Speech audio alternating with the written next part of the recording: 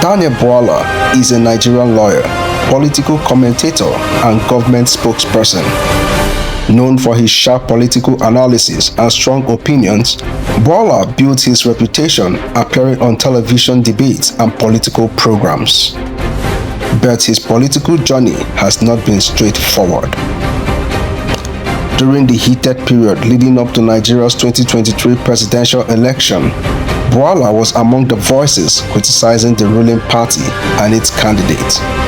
That candidate was Bola Ahmed Tinubu.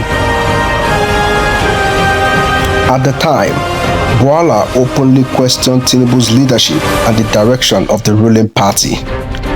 Yet, in a dramatic political shift, he later became one of the most visible defenders of the Tinubu administration. A transformation that critics would later call a political Hasan. And tonight I go head-to-head with Daniel Bwala. I'll challenge him on Trump's Christian genocide claims. When Bwala appeared on Aljazeera, the stakes were already high. The program was head-to-head, a political debate known for its intense questioning and confrontational format. At the center of the show was its host, British journalist Mehdi Hasan. Hasan has built a global reputation for his aggressive interviewing style, often confronting politicians with their own past statements.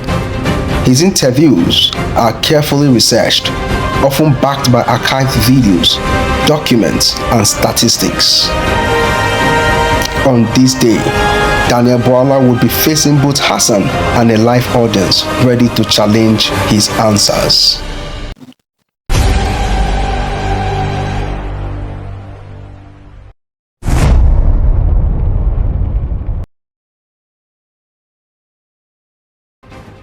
Good evening, dear friends.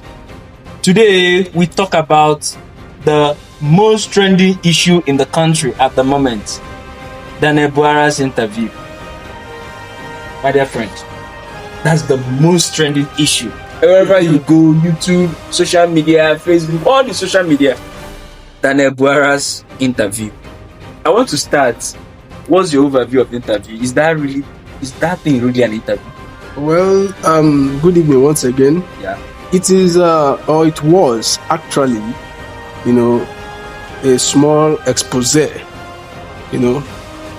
I don't know what to call it, but I think it's just an expose. Something that can, help to refresh the minds of Nigerians and then tell them exactly what they seem not to want to tell themselves. Because clearly, Bwala went there to not just embarrass himself, he went there to embarrass the entire country as a whole. He was caught in a web of lies. I don't understand if anybody can relate. I'm not a liar. Only liars can actually relate. When you look at your own lies, being displayed in your very before, and you cannot really defend yourself. That is just a bit of what I can say, but I still have the other side to it. But let's continue. Is that thing really an interview or a cross-examination? Okay, you have repeated the question again. Yeah. It is not just an interview. It is a cross-examination of conscience.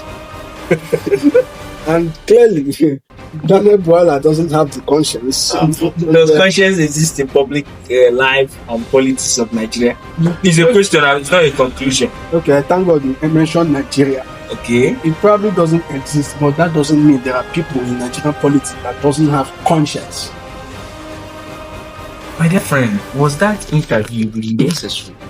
Because did Daniel Bwala really studied the person he went to meet? Like, was it really necessary to go there? Like, did he know the character? Because many people have given many opinions about Mehdi. Some say he's biased. That interview was from a place of biasness. Well, I am going to repeat. If you watch that interview very keenly, you will notice a point where Hasan Mehdi said that there were clips of Daniel Bwala and his team studying the show, the head-to-head show, and of course they will be studying the host himself, which is Hasan Mehdi. Yeah. And now Daniel Bwala over time has prided himself to be eloquent and to be that kind of person who can stand any test of interview, any heat at any point in time. He sees himself as one who is the greatest defender of the government. So he went there with the mentality that he is going to face a Nigerian media or a Nigerian journalist, because in the course of it, this journalist, exposed every single truth that the average Nigerian media wouldn't have. So it was actually a necessary interview. It was very, very necessary.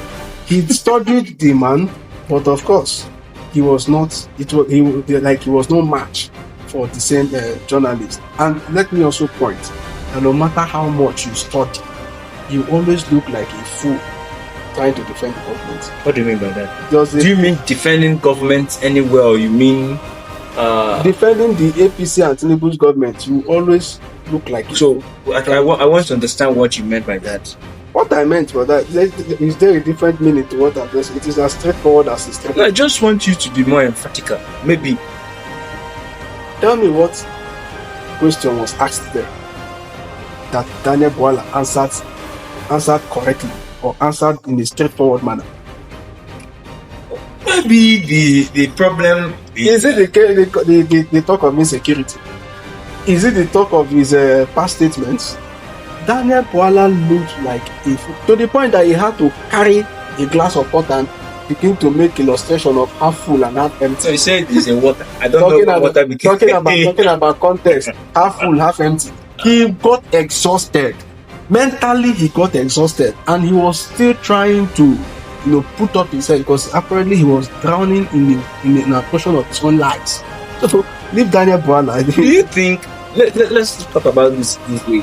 Do you think that if Hassan had concentrated more on Tinubu's performance, that maybe this guy would have done better? Because the issue is that, and I say that because Daniel have responded. He said the guy, the guy took him to where he didn't know, that he ambushed him. In his own words, he was ambushed because he never expected that he was going to talk about his past. He thought the interview will only concentrate on economy, security, the fight against corruption, and all that. First, I want to say this is an indictment on the Nigerian media. What this implies is that before you go for interview in any radio station or television station, you are already aware of the questions you'll be asked. Apparently, he went there, he had done his own preparation, thinking there will be questions coming from Tinubu's performance and all that. But apparently, the man knew exactly where to hit him. And talking about Tinubu's performance, was he even able to do anything? Was he able to defend anything? For me, what his response was relatively not necessary. Because if you are saying that someone ought to have told you about certain things about the interview, it means it's like a student saying, I failed an exam because my lecturer did not tell me that he was going to set this particular topic. And like you said, he's a man who is claiming to be an expert in communication. So he ought to know that is going to come that might come up. Beyond that, when you hand over someone an interview question before the interview, that is no longer an interview. That is pure advanced PR. You are just doing PR for the person. That cannot be an interview. An interview is both the test of the person's eloquence, intellect, and indeed his character, his ability to, hold on to all that. I think I want to try and retract my words a little bit. Okay. First of all, I am disappointed in Nigerians. Very disappointed. How? I'm particularly disappointed in those who claim that Daniel Bwala actually went there to disgrace the country and disgrace the government and disgrace himself. Disgrace the government. Let me be frank with you. Daniel Bwala went there and represented Nigeria very well. He represented the government very well. Excuse me? And he represented himself very well. How? What do you mean by that? Are you saying that Daniel is a definition of who we are as a people? First of all, The Daniel Bwala is a definition of what Nigeria is right now. So he represented us very well. Daniel Bwala, You have not told me, you've talked about the fact that this government cannot really be defended. I really agree with you to some extent, because I know that the Minister of Information is a publisher, is a media man. Bayo Ononuga is in this government. This woman in charge of the Diaspora Commission, I've forgotten her name. She used to work, I think, at NTA. The Minister of Mile and Steel, that is Dela Lake, a former journalist or a journalist, either way you put it. Then I've talked about Bayo Ononuga. But beyond that, the president has a lot of friends in the media. Okay? This is a president who associates very well with the media. And also, this is a president who owns media outlets. And we know that about a particular news TV in Nigeria and a newspaper is somehow the advanced President Tinubu's media team, whether we like it or not. So, but still, this government is still not being able to have media representation. Let's not digress. The Okay. point I was trying to make is very simple. Okay.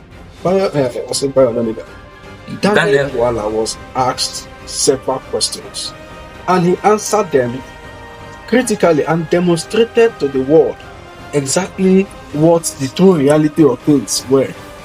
When he picked up a glass of water to make illustration, what were you thinking? That is the level we have reached. Okay. A simple question: how did this happen? How have you delivered on this? Okay, maybe, and a glass of water was the illustration. Maybe I now get The glass of water in the Nigerian people. Daniel Bwala went there and told the whole world that we Nigerians are all stupid people. Okay, and the government is very low. Governance is zero. And nothing means. He presented us well. The whole world can now see us for who we truly are. But so, I see any Nigerian that says Daniel Bwala did not represent is just jealous because you want to be the one on the spotlight. You want to be the one to have told the world who we truly are.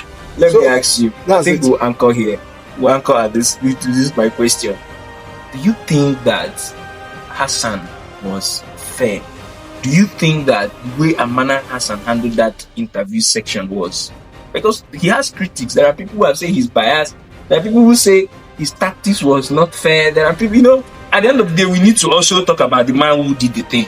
People have also said that he's not free from controversy himself. Who is the person? I think you were Ruben Abati who said that this morning, that he has been in controversy of this QBT awards, things like that. Let me tell you, if anybody comes out to say that interview is not fair, watch it.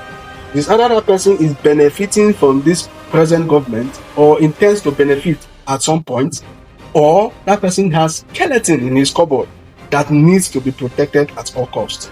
As for me and any sensible Nigerians who have just been represented very well at that interview, we believe the interview was a fair representation and a true picture of what we truly are and what we are in this country. Thank you.